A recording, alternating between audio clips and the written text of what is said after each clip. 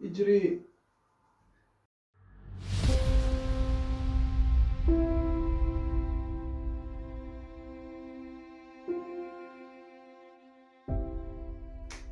كنت حابب اصور فيديو اليوم ويكون منتخبنا الجزائري فاز بمباراته ضد انغولا. مثل ما بتعرفوا منتخبنا الجزائري لعب اول مباراة ضد انغولا واللي تعادل فيها منتخبنا بهدف مقابل هدف. تعادل بوجهة نظري مش تعادل سلبي، ممكن تختلف معي تتفق معي، لكن انا هسه راح احكي هو تعادل مش سلبي وحتى بنفس الوقت ليس تعادل ايجابي. ليش تعادل مش سلبي؟ لانه بوجهة نظري المتواضعة ضربة على الراس في بداية البطولة افضل من ضربة على الراس في دور ال 16، لانه ضربة على الراس في دور ال 16 بتعني توديعك للبطولة، بينما ضربة على الراس في دور المجموعات بتعني انه اللاعبين يحسوا بالمسؤولية اكثر وبتخلي المدرب يعرف نقاط الضعف اللي موجودة في المنتخب الوطني. لكن بنفس الوقت انا ما بشوفه تعادل ايجابي.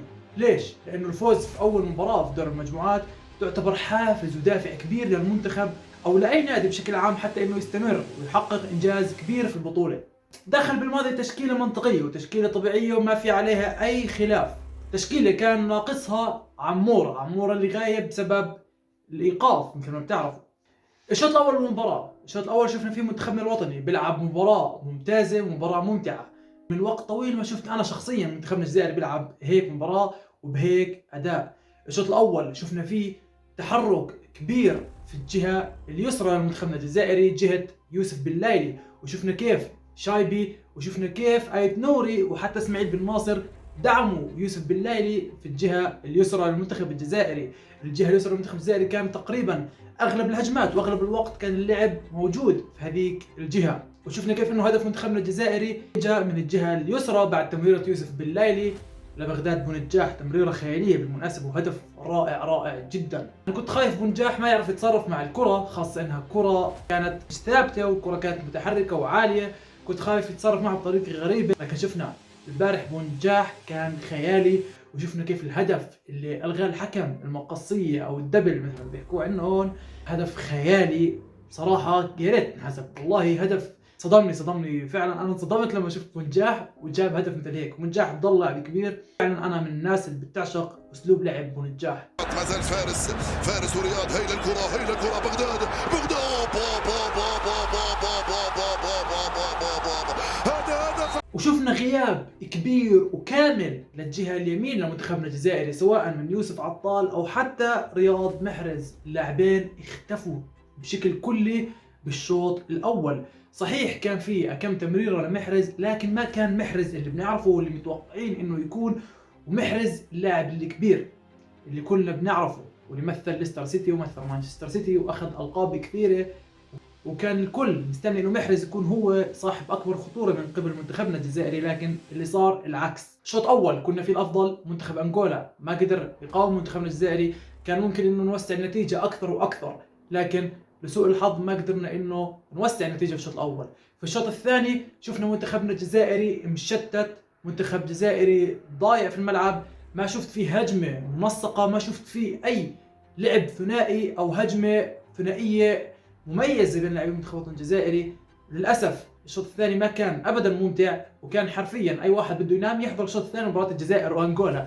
انا حرفيا غفيت في المباراه ورجعت عدت الشوط الثاني، اكون صريح معاكم رجعت عدت الشوط الثاني لاني غفيت وانا بحضر فيه امبارح. وحتى بالشوط الثاني محرز استمر بغيابه، وشفنا بالماضي بيعمل كم تغيير لكن للاسف التغييرات ما كانت لها اي فائده. شفنا والناس بدخل استمر بلعبوا للكرات العرضيه، وانا استغربت للاسف طريقه لعب الناس، حتى لو دخل سليماني وسليماني بيحب الكرات الراسيه، لكن والناس تقريبا ضل يحاول في الكرات العاليه. انا بفضل والناس يلعب في الجهه اليمين جهه رياض محرز، كان الافضل ممكن انه يدخل والناس في الجهه اليمين ويخلي بلايلي، حتى لو بلايلي حالته البدنيه نزلت في الشوط الثاني، لكن شفنا بلايلي لاعب بقدم تمريرات مميزه للامانه، تمريرات مفتاحيه، تمريرات شكلت خطر كبير على منتخب انغولا، وكان مصدر قلق لمنتخب انغولا طول المباراه. بينما محرز كان مختفي كليا، كان على بالماضي انه ينشط الجهه اليمين ويدخل الناس مكان محرز، حتى لو محرز لاعب خبره ومحرز لاعب كبير، محرز لاعب وجود في ارضيه الملعب كافي ليرفع معنويات اللاعبين، لكن الواحد بيحكي ايش المنطق. محرز كان غايب تماما، والناس كان الافضل يلعب في الجهه اليمين،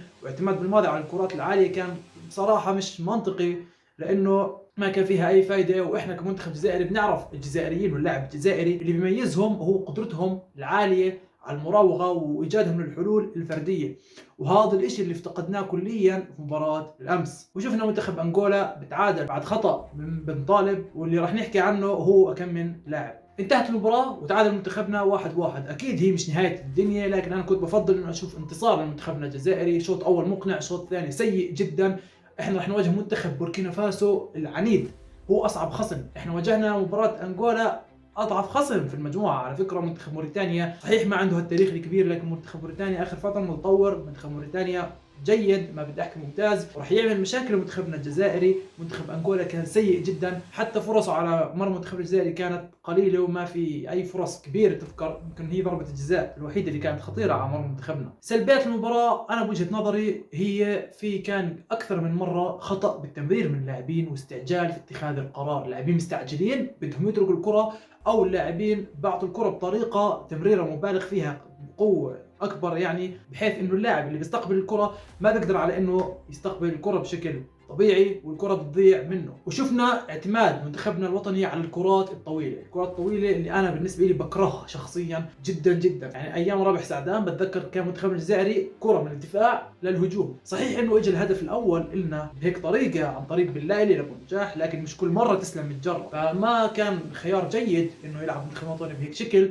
كان خيار سيء، كررت الهجمه باكثر من مره، وانا بصراحه انزعجت من هذا الشيء كثير. وخط الدفاع بالنسبه لي كان كارثي للامانه. صحيح انه عندنا لاعبين مثل ايت نوري بن سبعيني وعطال مندي، انا بالنسبه لي انتهى، لكن جودتهم الهجوميه ما تتقارن بجودتهم الدفاعيه. اللاعبين دفاعيا سيئين، مندي منتهي على الاخر. شفنا في اكثر من لقطه منتخب انغولا بهدد مرمى منتخبنا الجزائري، لكن تالق مندريا حتى احيانا الكره بتضيع من مهاجمين منتخب انغولا كانوا سبب في انه تكون المباراه بنتيجه التعادل 1-1. يعني ممكن نشوف المباراه تنتهي لصالح انغولا بسبب سوء دفاع منتخبنا الجزائري، واللي انا حكيت قبل البطوله لازم بالماضي يشوف له حل. وانا اتوقع انه بالعيد لازم ياخذ فرصه في المباريات القادمه.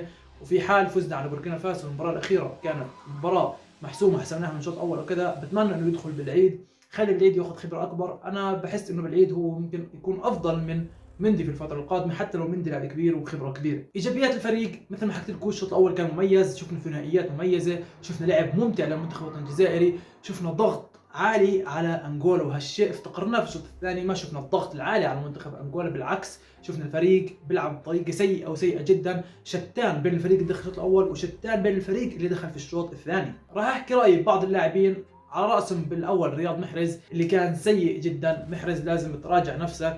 اكيد في ناس بتحبك كثير، وفي ناس رح تشوف فيديو وممكن ما يعجبهم كلامي، لكن انا محرز امبارح كان سيء. انا ما بحكي انه محرز يقعد دكه، محرز بالعكس خبره كبيره للمنتخب الجزائري وداعم كبير لثقه اللاعبين في نفسهم في المنتخب الجزائري. وجوده على ارض الملعب شيء مهم ومفروغ منه، لكن يا محرز انت لازم تشوف نفسك وتراجع نفسك. ادائك مع المنتخب الجزائري في اخر فتره ما كان جيد، وامبارح في مباراه انغولا كنت مختفي بشكل كلي، حرفيا كنت في السعوديه وكان جسمك موجود في ساحل العاج. ايت نوري قدم مباراه ما بدي احكي عنها ممتازه وما بدي احكي عنها سيئه. ايت نوري في لقطات كثيره كان بيطلع في الكره بطريقه مبالغ فيها، انا هاي الامور بكرهها بصراحه. انا لما اشوف لاعب بيمسك الكره وبيطلع فيها بطريقه مبالغ فيها لدرجه انه بركض في الكره والكره بتضيع منه وهو بركض، يعني بتروح للاعب الخصم، هالشيء بيستفزني للامانه. انا بحب انطلاقاتك مميزه للامانه، يعني كثر منها بس لما يكون في مساحات.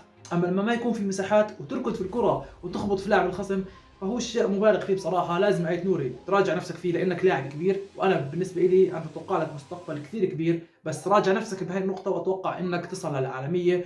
مستواك كثير مميز، وانا اتوقع لك مسيره كبيره مع منتخبنا الجزائري وحتى مع الانديه بشكل عام. شايبي ما كان اللاعب اللي كنت متوقعه في مباراه الامس، كان مختفي. الشوط الاول كان على الجهه الشمال مع باللايلي وبالناصر وايت نوري، كان مقدم اداء ممتاز نوعا ما، لكن ما كان شايبي اللي صنع الفارق او اللاعب الخطير مع منتخبنا في مباراه امبارح. لهيك شايبي ما كان ممتاز بالنسبه لي. بحس انه احيانا بيختفي من جو المباراه وما بتحس انه موجود في ارض الملعب، لكن ما كان سيء جدا، كان بدنا نحكي مقبول او متوسط نوعا ما.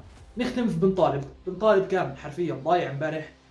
قطع للكرات كان اغلب الوقت خاطئ، اذا قطع الكره بترجع للخصم، او انه الكره ما بيقدر يقطعها، وكان هو سبب في هدف انغولا. حتى لو كان لاعب اجى من وراه لكن انا بشوف انه بن طالب كان سيء جدا في مباراه امبارح، كان نقطه ضعف لمنتخبنا الجزائري. مباراه افتقدنا فيها عموره، مباراة كنا بحاجة فيها لاعب سريع، شفنا هجمة ونجاح وشفنا اعتماد منتخبنا الجزائري على الكرات الطويلة اللي أنا ما بحبها.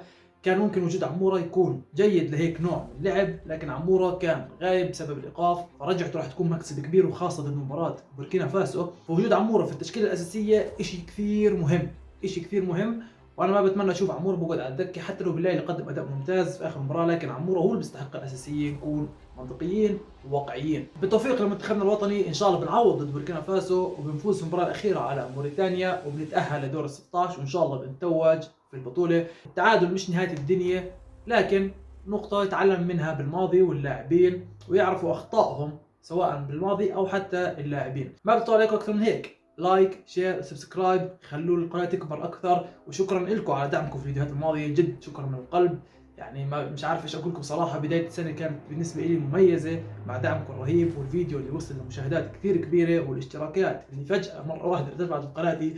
فكل الحب لكم من قلبي، وكان معكم شخصيا أنا أخوكم سيف عبد الله. بشوفكم فيديوهات جاية إن شاء الله. بقول لكم السلام عليكم ورحمة الله وبركاته.